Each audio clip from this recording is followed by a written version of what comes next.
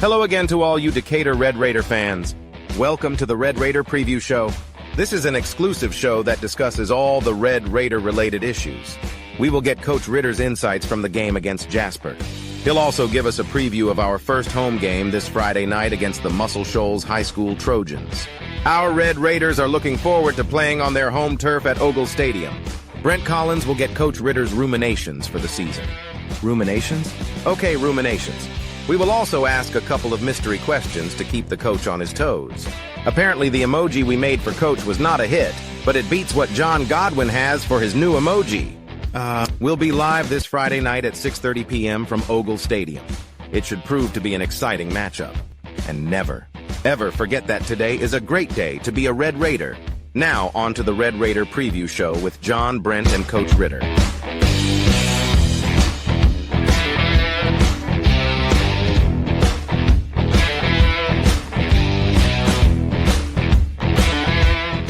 Welcome to the Red Raider Preview Show with Coach John Ritter, John Godwin, Brent Collins. What is this, week four already. So we're going to start off with Brent giving Coach Ritter's rumination before we get back into talking about Muscle Shoals and about Jasper last week. Before we do that, let's recognize our platinum sponsors: Evans and Harris PC, Gold Rush Tax, Fluid Engineering, Decatur Coca-Cola Bottling, Miss Melissa and Jamie Penley, the Core Construction Group, United Community Bank, Early Services, Decatur Utilities, David Peak, Geist Pharmacy, John Pilot with Eagle Creek, Culver's, and Dr. Lou Sample. Appreciate your support of Decatur High Athletics. On to the Ritter ruminations. Is that starting to ring with you now, the ruminations? That sounds good. You go with that? Sure. He has no choice. Go ahead. All right, so I did say that you sent out an email and remind your players today that tells me a little bit of how you feel about this question, but how do you balance discipline and encouragement when working with the high school athletes? It's a very delicate balance because 25% of our team, I'd probably say 50% of our team can't drive. So, it's a little bit of pushing as far as accountability goes. It's setting the standard of what's acceptable and what's not. But you also have to be understanding too of situations, and not everybody has great parental support. Not everybody has any support at all, and so it's kind of a delicate balance between holding kids accountable but also not kind of cutting your nose off to spite your face, and that's the tough balance. The ones that drive, I have very little sympathy for because they can get themselves here. Now, we got a couple guys that are picking up guys, and if they're not in their seat at 7 o'clock because they picked up 3, obviously I'm a lot more lenient with them than somebody that strolled in here at 6:58 because that's when they chose to get here. I think it's one of those things that we're going to push more and more, and a true off season is going to help with that. Things that you can control are being on time, and that being on time serves you well the rest of your life, not just as a high school kid. It does in your job, it does in your marriage, it does as a father. Being late, you can't be successful. That's good. I agree with that. I have a son that likes to be like an hour and a half early, which that he does. It's fine in some things, ridiculous in others, but I get that. 100%. All right, Coach. So let's talk about Jasper. Went down there Friday night, and just an overall. What are your thoughts? Defensively, I thought we had a good plan as far as having people in places to make plays. And I kind of voiced my frustration with Coach Massey and the defensive staff going into this week. I thought we were doing a little too much. And we're trying to overcompensate for some things, whether it be on the back end with some coverages or on the front end with, depth or lack thereof, really. And so I thought this week, Coach Massey and those guys had a really good plan as far as putting our guys in position to make plays. And that was probably the disappointing thing about defense is we missed a lot of tackles. You know, we were reaching a lot, which was very frustrating. You know, I thought that's probably the worst game that we've played, even though, you know, Austin had their way with us, but they had their way with us for various other reasons, more genetically than anything. Right. You know, and offensively, it's kind of the same thing. You can't turn the ball over 4 times. Right. You know, I thought Devin played extremely well at tailback, but it's kind of hard when you get 10 on 3rd and 15. If it's 3rd and 7, you get a first down. I think that was after a penalty too, right? After multiple penalties. Yeah. After, you know, we started a freshman at center, so we had about 5 bad snaps, and unfortunately they were on first down, I think 3 out of 5. You know, we had some untimely penalties with holding. You know, it's really just kind of the same story, a different week. We're having trouble, all 11 dudes doing their job every play. And that's I guess the frustrating piece for me as the coach is it's not like you can take them out, because A, we got what we got, and B, when it's a different one every time, it's not, how can you take them all out? And, You've talked a lot about accountability, and when they are making those mistakes, you come in and coaching staff grades them, you go through tape and they see. So how are you translating that accountability to them when they are making those mistakes? Yeah, I thought and kind of the same thing offensively. We really scaled what we did way back. You know, we put Devin in pistol, which I thought helped him a lot. I think he had 2 busts, where going into that game it was multiple, you know, by him and Isaiah to an extent. You know, we had to play Isaiah a lot on defense, or really the whole game. And so, you know, Devin's snaps went from 25 to 60. But I thought he handled that well. I thought we made a lot of strides in, you know, doing things better. And, you know, that's one thing those coaches, if you noticed it, even when it was 55-7, they're in the tent, we're trying to fix things, we're showing them things. You know, and the one thing about film is it never lies. And you know, these guys will come in Monday and, you know, we're still making a lot of the same mistakes over and over. And, you know, I guess, unfortunately, the accountability piece comes in to taking personal accountability for my actions. So if I'm a guard and we're running counter and we're missing the kick over and over and over, you know, in a perfect world, we replace the guard. But unfortunately, we're not in a perfect world. You know, so they got to take accountability for themselves and say, hey, look, this is what I'm doing wrong. This is what I got to do. And I thought we did that on stretch. And, you know, if nothing else, we ran stretch a lot better than we had ran it the first 2 or 3 weeks. You know, we've just got to do that on some other things. Duo was better. Well, let's talk about something that was, I think, a positive light with special teams. Yeah, much better. You know, kickoff return, you know, kind of what we've said all week. They kicked the Trey and Quaylen about once. And then, you know, we did a really good job up front with the opening kickoff and returned it out to about the 40 or the 45 to start the first drive. And, you know, punting was much better. Punt return was solid. And then kickoff was solid, our 2 kickoffs. You know, obviously we're getting a lot of looks at kickoff return right now, which is not good.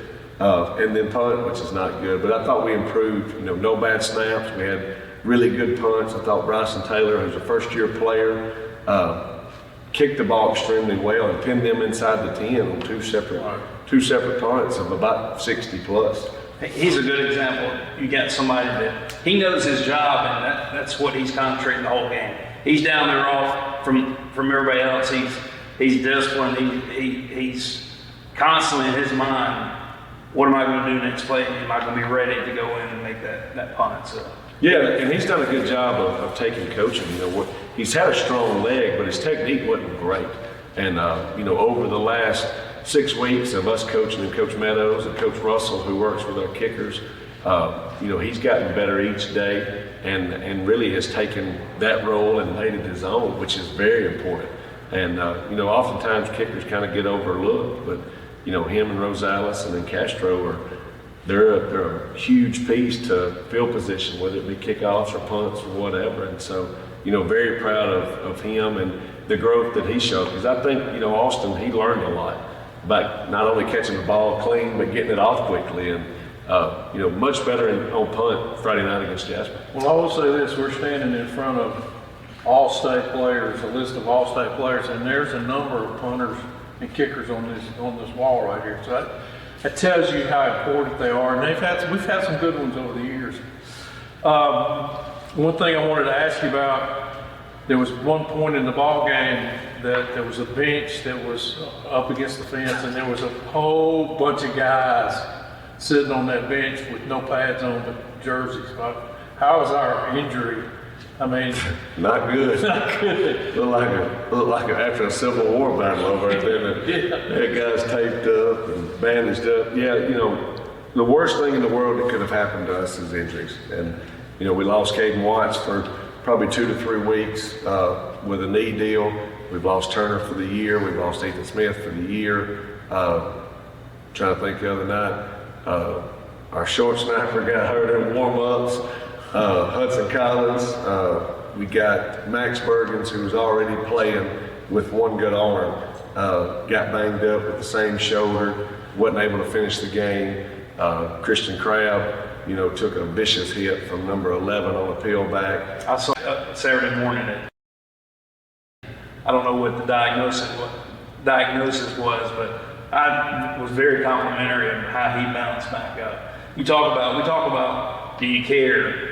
Are you tough? Are you mean out there on the football field? And I don't know what you thought about Christian before that. I didn't know much about Christian, but the way he took that hit and bounced back up. Yeah, that still learning our kids and their personalities and how they handle different situations. And he got smoked, and he jumped up and he got to the sideline. And I know he was in a lot of pain, and because it happened right there, probably 10 feet in front of us. And that's what we want. It's okay to get knocked down. It's not okay to lay there. Especially with, sometimes you got to. Obviously broken legs and torn ACLs and stuff like that. Get to the sideline. Even Turner. Turner, he hobbled to the sideline, and that's a toughness thing. And a lot of people, I guess, in 2024 don't like that, but I do. And that says a lot. I like that you like that. As a teammate, that says a lot. It says a lot about you and your character. That toughness goes a long way, even when you're 40 years old. Well, and I noticed you talk about having to play other people. We talked about you starting a freshman center, but you also had a freshman linebacker, number 42, that played quite a bit, particularly in the second half, I believe. He's a good-looking young kid. Yeah, Jacob Marshall's played in all 3 games for us early in the game. Plays inside linebacker. Playing a lot more 3-3 stack. And so, obviously when you play 3 instead of 2 in there, you got to be able to rotate them in. And I thought Jacob did a lot of great things, especially to be 14 years old. Him and Asher being true freshmen. Playing on Friday nights is not ideal for the present. But it is ideal for what we're wanting to build. And, those are 2 guys, and there's probably going to be a handful more that if they can stay out of trouble and they can act right, that'll play. Tyshawn Morris is a freshman corner that has a ton of ability. And Deshaun Swopes is a safety / quarterback. Number 19, that has a lot of ability. Unfortunately, I think they spent a little time at ISS for some silly decisions, and that's one thing that we're battling with that freshman class is just making good decisions and how a decision on Monday can affect you on Friday. And,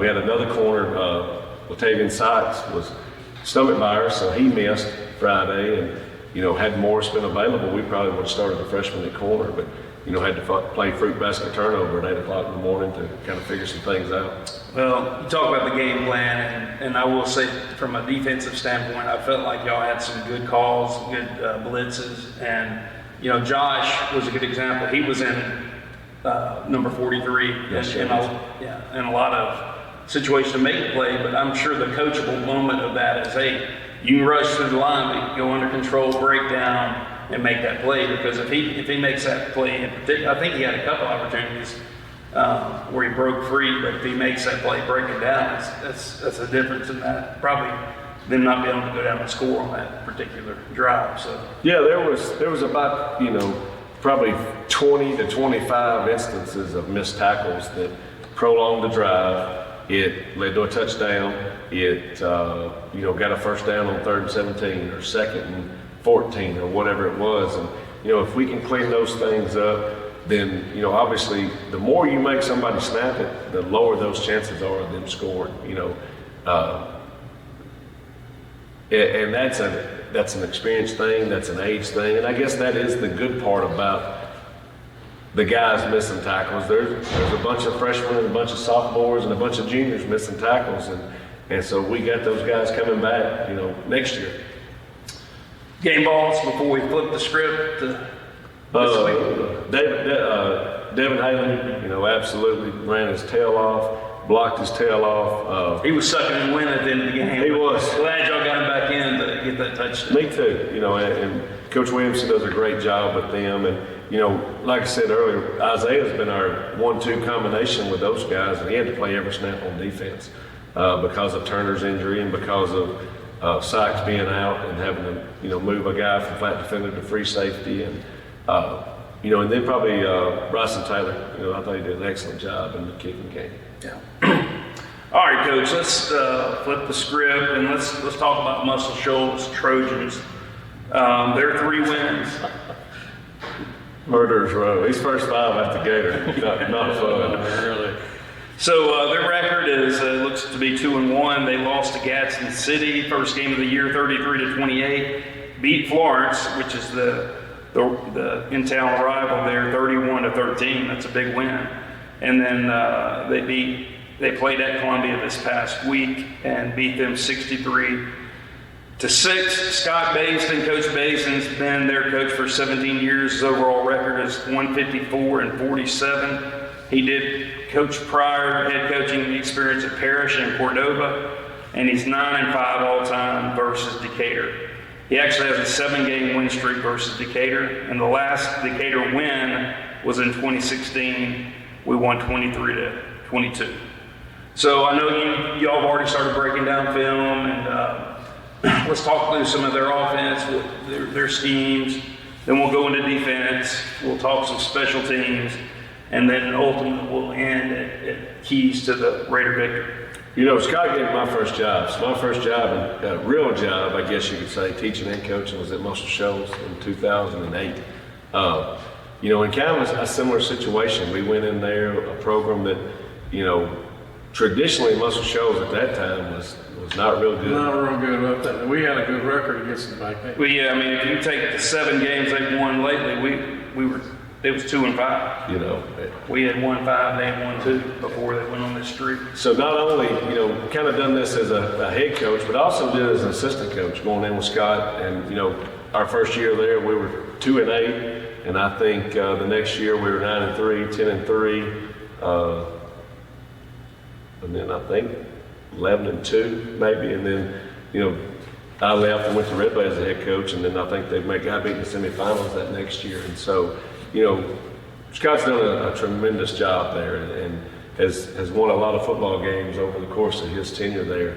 Offensively, they're very dynamic. They have 2 tailbacks that, are probably the best in this region. The green kid, and I forget the other kid. What year are they? Are they seniors or? One of them's a freshman and one of them is a senior. Okay. Very dynamic. Quarterback's a very good player. They're huge up front. They're really good at what they do. Michael Darden's offense coordinator and does an extremely good job of scheming people up. And we've got 3 films on them, and the 3 games that we've seen, they've attacked kind of 3 different ways depending on who they're playing. Defensively, they run to the ball. They're huge. They're athletic. And they're rough, and really all the things that Scott's preached there for the entirety of his career, is playing really good defense, being rough, being physical, being really good tacklers. Stephen Lawler's defense coordinator, kind of the same thing. He came in and was an assistant when we did in 2008, and so he's been there the whole time with Scott in some capacity. I think about the last probably 9 or 10 years he's been the defense coordinator, and so they're solid. They're one of the premier teams in this region for a reason. So we do get to come home to Oval Stadium. So talk through how that changes our preparation and Obviously, we don't have to go to an hour and a half down the road, so you get more time here, maybe going over game planning. You want to talk through that? Yeah, I think it just slows things down. Fridays are so, even when you play at Columbia, it's just rushed. And our 3 road games, the Austin game was not that bad as far as travel goes, but going to Buckhorn down Winchester Road was a nightmare. Going to Jasper, I think we avoided 3 wrecks on the way down there. We got down there about 20 minutes late, and we left 20 minutes early. And it was an absolute nightmare to get down there because there's not a good way. And then you take into account all the wreck on 67, the wreck on 65, and it is what it is. So playing at home, it should slow things down for our kids. And there should be some comfort level because that's where we practice every day. Being able to play at your home place it's a familiarity thing more than anything. Keys to the Raider victory. Them not showing up. Buzz have a flat. I don't know if it has to be that dramatic. Come on, man. Offensively, we can't turn the ball over at all. You didn't listen to the end of the game last week, did you? No. Oh, okay. Boy, I should have kept my mouth shut. Anyway, go ahead. Can't turn the ball over. And defensively, we've got to tackle. We're putting our guys in position to make plays. Now it's time to make plays and put our face on people and stop reaching. And, we've got some things practice-wise that we're going to change up to facilitate that and hopefully promote that a little bit more. But at the end of the day, we got to grow up. We got to play a little bit better than we are. And this is one of those games where we got to do that. Bryce Parker, is he released? Is he going to be able to come back? Do you know yet? So he's released, and it's going to be one of those things of just getting him back ready to play. And the worst thing that we can do is rush a guy back just because he's released. It's hard to go from 0 to game shape in 3 days. He's been running and he's been doing a good job as far as being a leader on the sideline. But I'm happy to have Bryce back. He was a guy that we had circled as a stability type guy for us. He doesn't have great 4.4 speed, but he's where he's supposed to be, when he's supposed to be there, doing what he's supposed to be doing. And that goes a long way, especially with a struggling offense. So, getting his leadership back is probably going to be more important than anything. You said early on he was a good possession receiver guy. He can go down and get 5-10 yards, getting a slide or something like that. So, and the senior leadership, just the voice on the. Would you say as a senior, if you were out of line as an underclassman back when you played? Yeah, I think that's probably. It goes back into having that senior leadership where they're properly looking up the chain. That's what you like to have, is that senior leadership. And sometimes it's a freshman, and sometimes it just works out that way. But one of the things I think we talked about before, and I wanted to tell you this too, is that how many times is your best coaching? You're doing the most you can with what you have. It might be your best coaching job, and you're not seeing the results on the scoreboard or the wins and losses.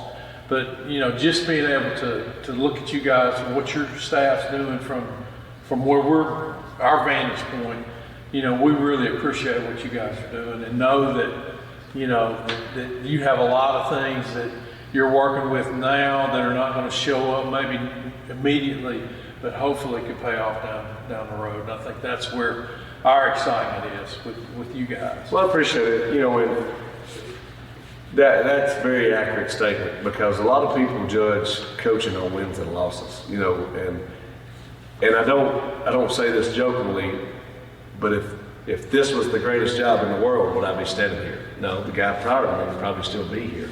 And there's things that we're having to overcome, not only from a football sense, but a culture sense. We're having to teach guys how to do things our way.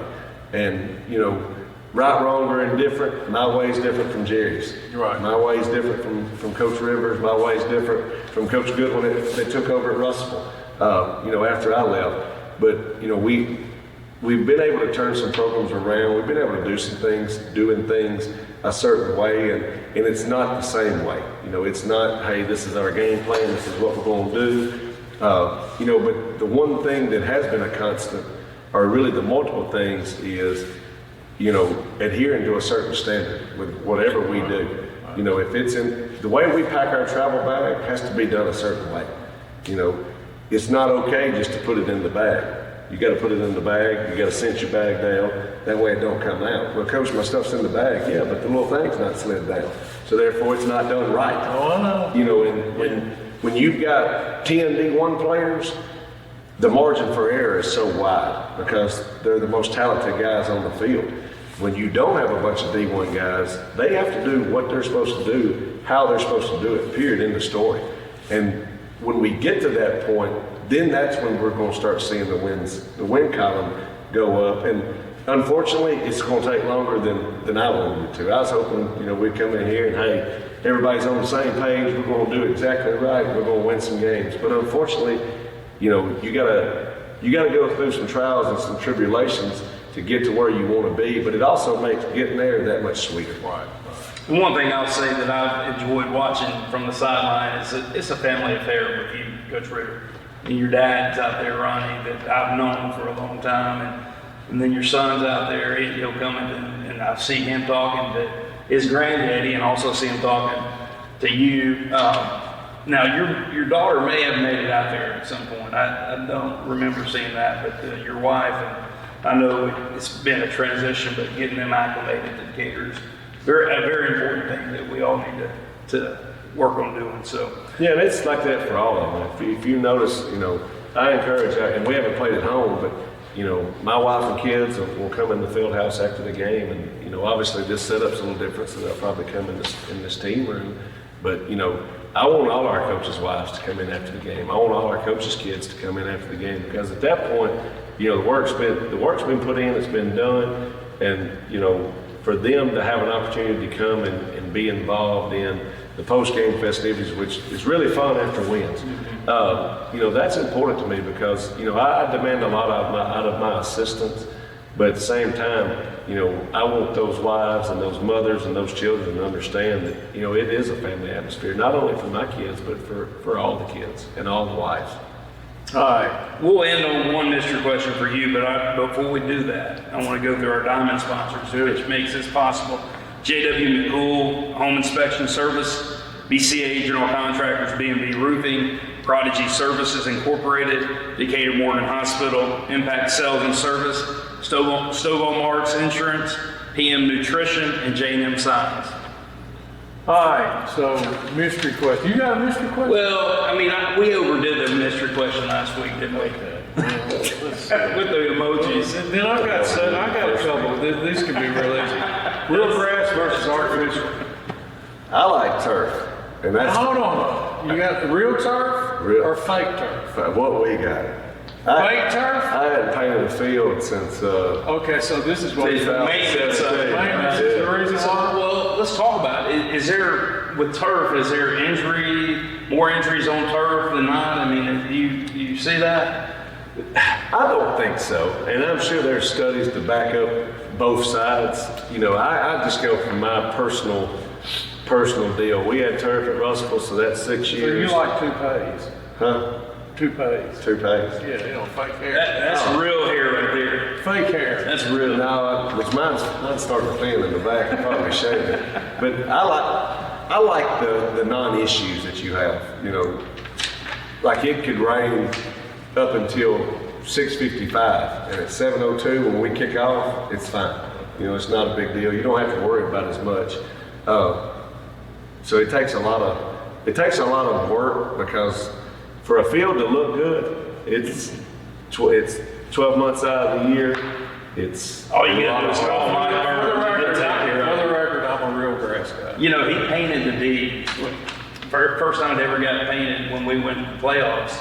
I don't know what year that was, but he actually stenciled it out and he painted it himself. That's a true Red Raider right there. Absolutely. All right, so here's another one. Favorite stadium, favorite atmosphere in high school?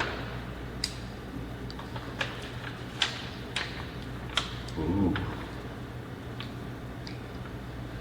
It wasn't Jordan here on Saturday night. No, it wasn't. We played Jordan Hare in 14 at Dexter, and we got smoked by Leeds. So that's not. It wasn't fun. I'm going to tell you the greatest environment I've ever been in was 2009, second round of the playoffs. We go, Muscle Shoals goes to Russellville, and they sold out at 6 o'clock when we walked out of the stadium. Now, hold on, you at Russellville or Muscle Shoals? I was at Muscle Shoals. I was offense coordinator and quarterbacks coach at Muscle Shoals. And at 6 o'clock when we quarterbacks went out, there was 10,000 people in that stadium. It was unbelievable. All right, so 3 easy ones. You want to get the 3 easy ones? Well, I think we're pushing on time, but kid's favorite toy. Kid's favorite toy. Lillian's is fake nails, and Lincoln's is monster trucks. All right, wife's favorite color. Pink, I think. I don't know if she's got a favorite color. what color roses do you buy her? Oh, I buy her tulips. Okay. Yellow color. Yeah, really any color she likes. Okay, you a dog, cat, or something else guy? None, neither? See, I'm neither. I'm a neither guy. Yeah, that's me. No, if my kids want a dog, we'll get one. But Favorite pet growing up? Do you have one? yeah, that's part of the reason I don't like animals. What do you do, bites you? No, so my grandfather raised British Spaniels, and so Aren't they crazy? no, those are good dogs. So he gave me one, and that's kind of when I stopped hunting too. I was 16. He gave me a British Spaniel puppy, and it died of parvo, and I haven't liked animals since. So, kind of traumatic experience. Hey, I understand. We just went through that. We just went through that last week. We lost a pet, and just dropped dead. That's why I don't like him. Yeah, that's And fair. Tux, he was a good one. He was a good one. Me and Lauren had a dog or she had a dog that I inherited obviously when we got married, and we had Bailey up until 2 years ago, and so she was with us for the first 8 years of our marriage. So that also just kind of added to the loss. One of the reasons we are changing the location where we do these coaching shows every week, and really this week we wanted to represent. You talked about the All-State, but this is from, you talk about 1923. And that's what we talk about, a lot of tradition rich, and you go to 2022, the list of all All-State athletes that come through Decatur High School. And so I know your plan is to add another plaque there with the whole list over the next decade, but I appreciate what you've done to recognize. There's a couple of pictures out here of when I played, so appreciate you recognizing the history and committed to getting it back to where it needs to go. So But you know what it is. You know what time it is. it's always a great time to be a Red Raider. Well, we're going to go back to the booth. Coach Ritter's going to go down on the field, and we're going to beat Muscle Shoals. Right? Absolutely. Okay.